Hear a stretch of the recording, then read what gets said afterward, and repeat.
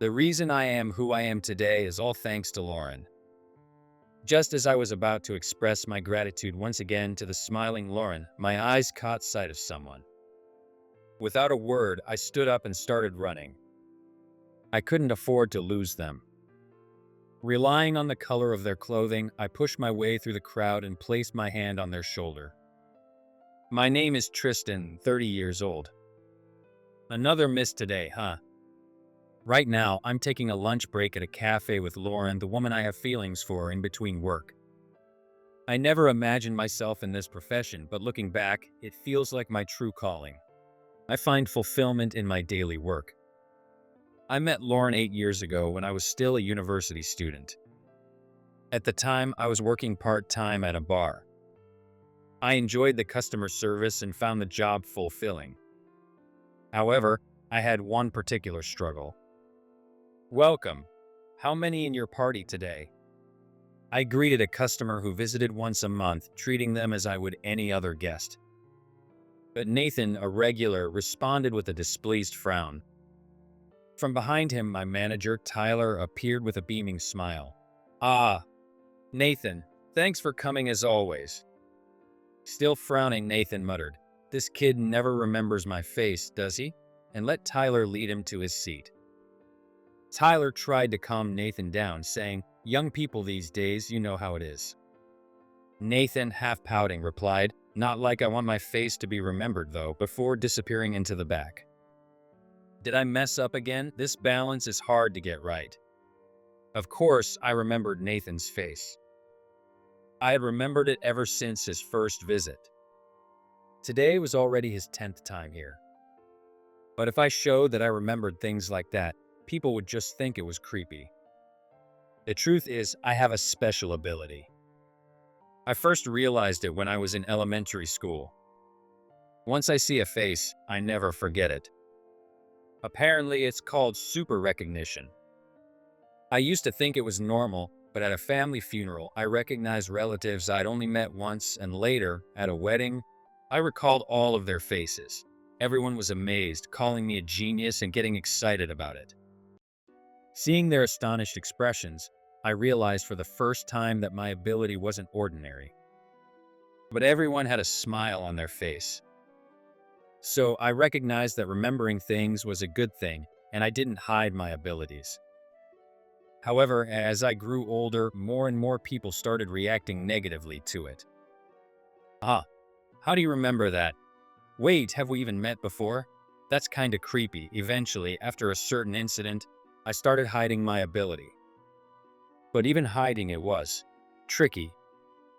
If I pretended not to remember at all, people like Nathan would look at me suspiciously. How often does someone have to meet a person before they naturally remember their face? Even as a university student, I still hadn't figured out that balance. As I stood there, slightly bewildered, the store's chime rang once again. Turning to the new customer, I called out, "Welcome." But the moment I saw the woman's face, a bright smile spread across mine. "Oh, you helped me with my lost item 2 years ago." At my words, the woman gave me a puzzled look. 2 years ago, I had lost a small coin pouch. It wasn't anything special, and there wasn't much money inside, but it was a gift from my father when I started university, so I treasured it. Even after retracing my steps 3 times, I couldn't find it, so I rushed to the police for help. She was the officer who had kindly assisted me back then. When I mentioned that it was a gift from my father, her eyes widened, and she listened carefully to my story. In the end, I found the coin pouch at the bottom of my tote bag, but when I went back to report it, she smiled and said, "I'm glad you found it. Make sure to take good care of it," without a hint of annoyance. Anyone would remember someone who had been that helpful and kind. Even if we had only spoken for a total of 30 minutes. At least, that's what I thought, but she clearly didn't see it that way. Huh? When I was on duty at the police station? A lost item. 2 years ago? I'm in plain clothes today and my hair is down. How do you even remember that? She asked, her expression suspicious. Panicked, I quickly blurted out, "Oh, sorry." It was just a meaningful memory for me. It left an impression. She still had a frown on her face, but after a short she let it go and moved on. Later, I was assigned to her table and served her food and drinks each time she ordered. But the entire time, I felt like she was watching me with sharp, probing eyes. It made me uncomfortable. A few days later, as we were preparing for opening, 2 police officers walked into the restaurant. One of them was in uniform with her hair tied up. It was her. "We'd like to ask for your cooperation in checking this flyer." It was one of those wanted posters you often see around town, full of mugshots of criminals. A sharp sting pricked at my chest. Tyler scratched his head as he took the flyer from her. She then turned her gaze directly to me. "Especially you. You seem to have a knack for remembering faces. I'd really appreciate your help." Was it detective's intuition? She hit the mark so precisely that I froze. Well. As I stammered, Tyler laughed, saying I couldn't even remember the faces of our regular customers. But the female officer acted as if she hadn't heard him and just kept staring at me. I couldn't bear that gaze and quickly continued speaking. "Well, it's something from a long time ago, but..." I hesitated before finally beginning to share my childhood trauma. I was in 3rd grade when I first started feeling suffocated by my ability to remember faces. One day, at the park where I often played, I saw a familiar face. It was a man whose face had been on a wanted poster at the police station. My heart pounding, I ran to tell my mother. My mother was surprised and went to the park to check, but she seemed skeptical about whether the man was really a wanted criminal. Although he had aged, gained some wrinkles, and become slightly heavier, I was certain. When I said so, my mother believed me and called the police. Not long after, officers arrived and questioned the man. Eventually, he gave in and hung his head. From a distance, my mother and I watched. Then, one of the officers approached us. They thanked me for helping catch a fugitive, and in my excitement, I proudly boasted that I had remembered his face from the wanted poster, ignoring my mother's attempts to stop me. The moment I said it, the man, who had been quietly accepting his fate, suddenly lifted his head and glared at me with an intense fury. "If it weren't for you, I could have kept living peacefully in this town. I have a small kid and a wife, you know. It's not just me, you've ruined my wife and child's lives too. Do you even understand what you've done?" he shouted, his voice filled with rage. Of course, the officers restrained him, and the people around me reassured me that his words were nonsense. But from that moment on, I started hiding my ability. Because my power had stolen that man's happiness. And not just his, the happiness of those around him, too. Those words festered in my heart like a dark shadow. Finishing my story, I hesitantly looked at the female officer. "So, that's why I'm not really good with this kind of thing," I said. Then her voice trembled as she replied, "What a selfish man." I froze. He destroyed someone else's happiness, and yet he thinks his happiness was ruined? I'm speechless. The one who made his wife and child suffer was him, the man who committed a crime and still chose to have a family. And on top of that, he had the audacity to force his selfish complaints onto a little kid. Unforgivable. The female officer's words struck deep within me. As a child, the adults around me reassured me, saying, "That man committed a crime so serious he was on a wanted list. It's good that he was caught. You did the right thing." But in my heart, I could never shake off the thought of his wife and child who had done nothing wrong. If that man had never been caught, those two wouldn't have suffered. I was the one who made them suffer by opening my mouth. That's what I had always believed. But this woman declared with absolute certainty that he was the one who brought misfortune upon his family. As if a fog was lifting from my mind, I felt a strange sense of clarity. Then, the female officer held up the flyer and spoke to me with conviction. "Every person on this list has committed a crime, leaving someone, many someones, suffering, and yet they still haven't faced justice. What you did wasn't unnecessary. Please use your ability to help even one more person find justice."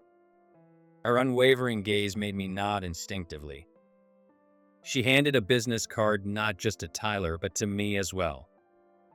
"If you ever spot any of them, no matter if I'm off duty or after hours, call me at this number." The name printed on the card was Lauren Smith. Lauren. I murmured her name as if confirming something important to myself. A few days later, I found myself dialing Lauren's number. One of the wanted criminals from the flyer had walked into the bar. It was his first time there. He wore a mask and pulled his cap low over his eyes, silently holding up one finger to indicate he was alone. The moment I saw his face, I froze. Certain that he was the same person as the one on the flyer, I guided him to a seat at the counter where I could see his face from the kitchen. Then I quickly informed Tyler and stepped into the back to call Lauren. She answered immediately. Not long after, she arrived at the bar. From the kitchen, she confirmed his face. When we called out to him, the man showed a brief sign of trying to escape, but Lauren secured him just a moment faster. He struggled, but it was futile. Soon enough, he was led away in a police car. His back carried a sense of melancholy.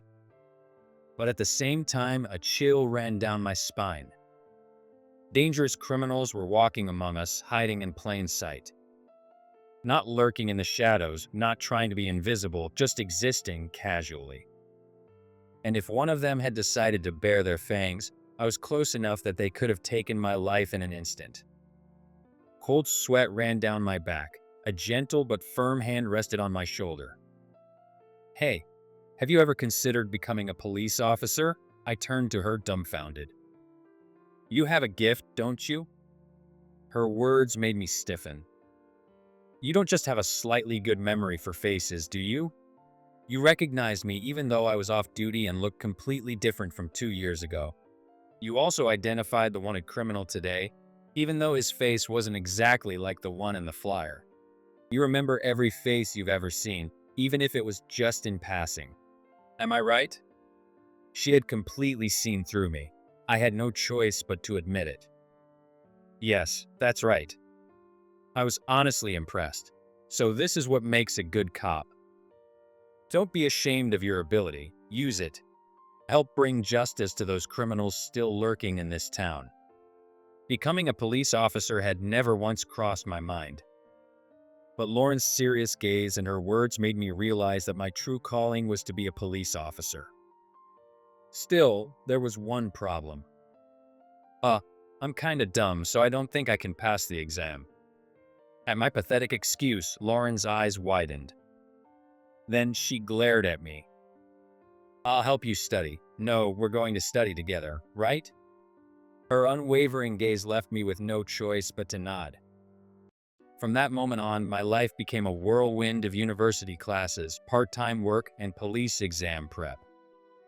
Since Lauren is busy, I was given a study guide for the exam and spent every day solving problems from it.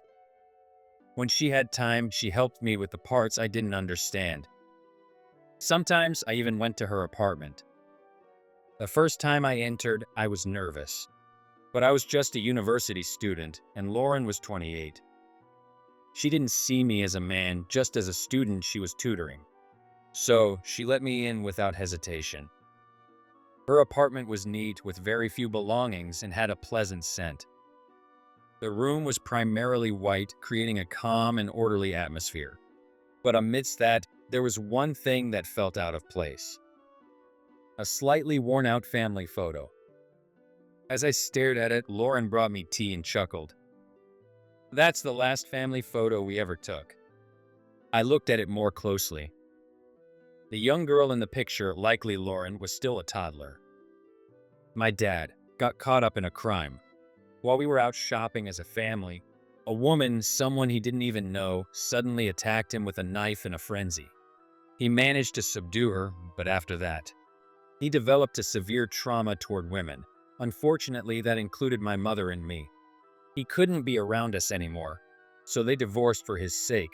At first, he still kept in touch, but eventually he disappeared. We don't know where he is now. That photo. is the last memory I have of my happy family. A lump formed in my throat. In the picture, Lauren was smiling brightly, and her parents on either side of her had the same carefree, joyful expressions. To think that all of it shattered in a single moment. I remained silent, unable to find the right words. Lauren continued, "Even a crime where no one gets physically hurt can still ruin someone's life. That's why I became a cop. A crime-free society might be impossible, but if I can stop even one more crime from happening." Her words ignited something in me. From that moment on, I threw myself into studying. And in the end, I passed the civil service exam and officially became a police officer. Thanks to Lauren's recommendation and my interview, my ability as a super recognizer was acknowledged. I was assigned to the Detective Division's Fugitive Investigation Unit. I was assigned to nationwide fugitive tracking and investigations, utilizing my abilities to conduct facial recognition patrols. Facial recognition patrols involve memorizing photos of wanted criminals, going out into the city to search for them, and identifying and arresting them. It was the perfect job for me, a calling. From high-profile fugitives featured on posters to petty thieves who had gone into hiding, my mind stored an immense database of faces. Since my assignment 7 years ago, I've played a role in over 200 captures. Meanwhile, Lauren became a full-fledged detective working in the field. Up until now, I had little connection with Lauren, but this time she had received numerous eyewitness reports about the suspect she was tracking. Since those reports were scattered across different locations, she asked me to help conduct a facial recognition patrol to search each area thoroughly. That's how we ended up working together this time. And now we were taking a lunch break at a cafe. Even while sitting here, my eyes scanned the crowd outside, memorizing faces, analyzing movements. Lauren sighed. "You know, you can take a break, even for just lunch. You'll burn yourself out." I kept my gaze outside and replied, "I can't relax. What if the suspect passes by while I'm looking away?" She let out another deep sigh. Maybe I suggested the wrong career for you. You can never really rest, can you?" I quickly shook my head. "Not at all. This is my calling. I can't thank you enough for leading me to it." Just as I was about to express my gratitude further, my eyes locked onto someone outside the cafe. Without a word, I stood up, threw some cash on the table, and rushed out. I couldn't lose them. Weaving through the crowd, keeping my eyes on the color of their clothing, I reached out and grabbed their shoulder. Lauren, startled by my sudden movement, quickly caught up within a minute. "You found him?" she asked, breathless. The older man I had grabbed looked confused. And then, Lauren's expression turned to one of pure bewilderment. "Wait, what? No, this isn't him. The suspect we're after is a man in his 30s. This guy is." I cut her off. "He's your father." Panting slightly, I forced out the words. "What?" Behind me, Lauren's shocked voice rang out. The elderly man furrowed his brows. "Your father. You showed me his picture once, remember?" As Lauren remained speechless, the man muttered softly. Lauren, could it really be?" I added an explanation to the man, who seemed unable to process his thoughts. "You're the father who was separated from Lauren when she was a child, right?" The moment I said it, tears welled up in the man's eyes. "It's really Lauren, my daughter? No, it can't be. That's impossible." Since this wasn't the best place to continue, we moved to a nearby park. The afternoon sun cast long shadows over the empty playground. I bought drinks and handed them to the two of them. "There's no doubt?" I nodded deeply. "No doubt at all." At my confirmation, Lauren hesitantly reached out and took the man's hand. "Dad." The man, too, grasped her hand in return. It was their first reunion in 30 years. Wanting to give them privacy, I sat on a bench at the edge of the park, closing my eyes to rest. But the moment my peripheral vision caught sight of a hunched figure, I sprang into action. What the hell is going on today? It was the suspect Lauren had been chasing. By sheer coincidence or fate, I had found two of the people we had been searching for in a single day. After we arrested the suspect and got his name, he slumped over in defeat. At that moment, I felt a sense of accomplishment unlike anything I'd ever experienced before. Later that evening, as I stepped outside after wrapping up the case, I saw Lauren waiting for me. "Got a minute?" I nodded and walked beside her. A gentle, pleasant scent drifted in the air. Lauren and I started walking side by side. "I don't even know how to thank you for today." Lauren broke the silence and I smiled.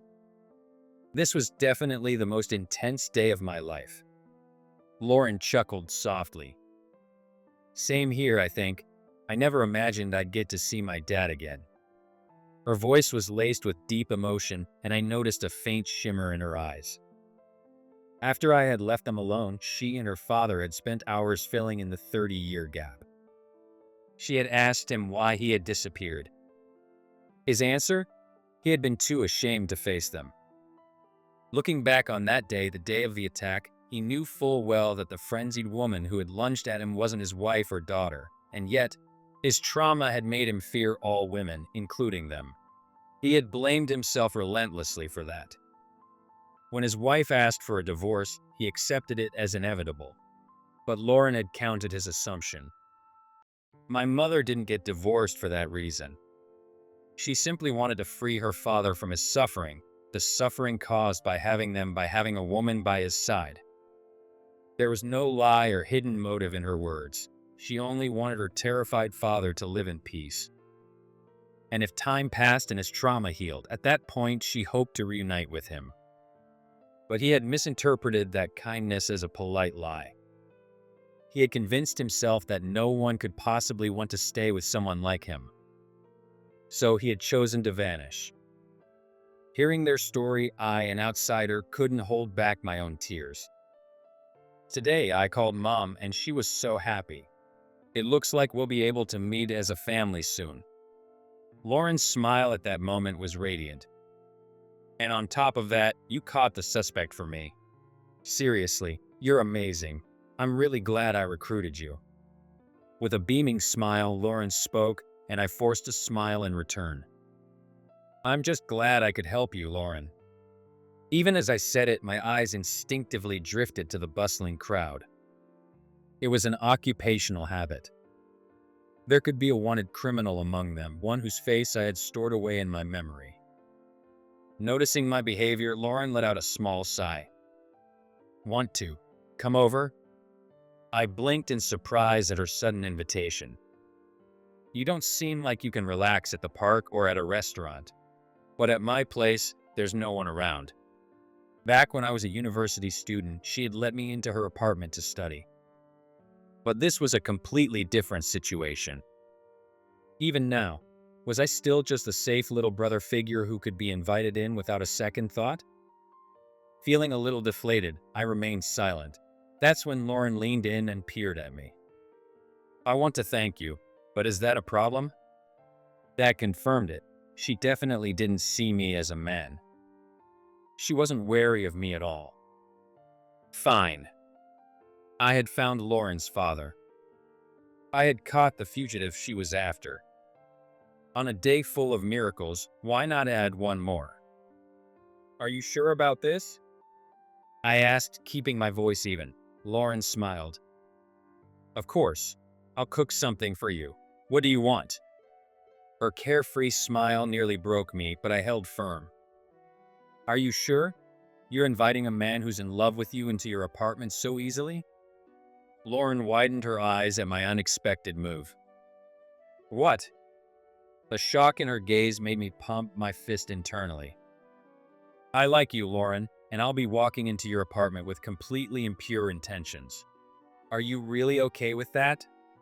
Lauren's face turned bright red. You're kidding, right? I'm 6 years older than you. I'm just an old woman. Her voice grew smaller and smaller. I'm not kidding, and I'm not teasing you. I've liked you ever since you invited me to become a cop.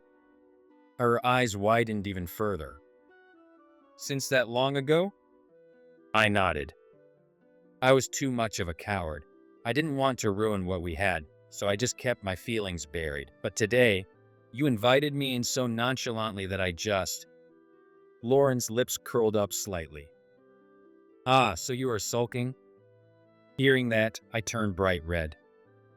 Even though I had taken the lead by surprise, I was overtaken so easily. That's exactly how it felt. Then, let's go to my place. I frowned. That's what I mean, you should at least be a little cautious. Before I could finish, Lauren held up a finger in front of my lips. You're going to take care of me, aren't you, Tristan? Her gentle, trusting gaze made my breath hitch. So I won't be cautious, and I won't regret it. Now, let's go. I pursed my lips. Whatever happens, don't blame me for it. I spoke in a sulking tone, and Lauren simply smiled.